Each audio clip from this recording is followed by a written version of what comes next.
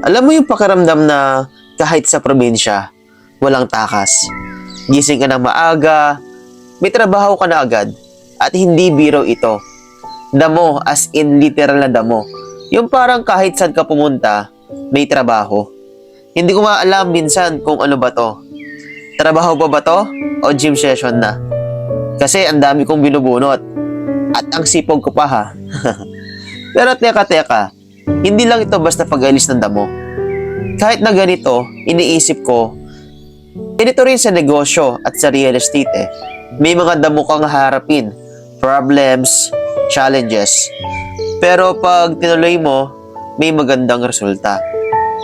Ang sipag at tiyaga sa farm, parang sipag at tiyaga sa buhay. Hindi instant ang resulta, pero sulit pag nakita mo na yung linis ng lupang pinaghirapan mo. At di ba ganun din sa business? Noong nagsimula ako sa real estate selling, parang ang daming damo sa buhay ko. Obstacles, rejections, doubts. Pero ang lesson dito, huwag kang titigil. Kasi sa bawat bunot mo, papalapit ka sa tagumpay. Kahit pagod ka na, huwag ka lang bibitaw.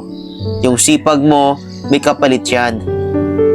Di lang sa malinis na farm, kundi sa buhay mo rin. Trust me, real estate or farm life, pareho lang. Kailangan ng tiyaga. At minsan, kahit pagod na, huwag mong kalimutan ang success nasa tiyaga rin. Konting pahinga, tapos laban ulit. Kasi ang totoo, walang shortcut sa success. Pero seryoso, minsan ang mga damo, ang hirap bunutin. Yung parang ayaw na ayaw talaga bumitaw. Kahit ganun pa man, tuloy ka lang. Tatawa ka rin sa dulo kasi worth it. Kaya kung feeling mo parang ang daming hadlang sa buhay, parang damo lang yan.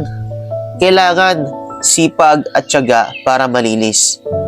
At hindi lang sa farm mo makikita yan, kundi sa tagumpay mo sa real estate, negosyo at buhay.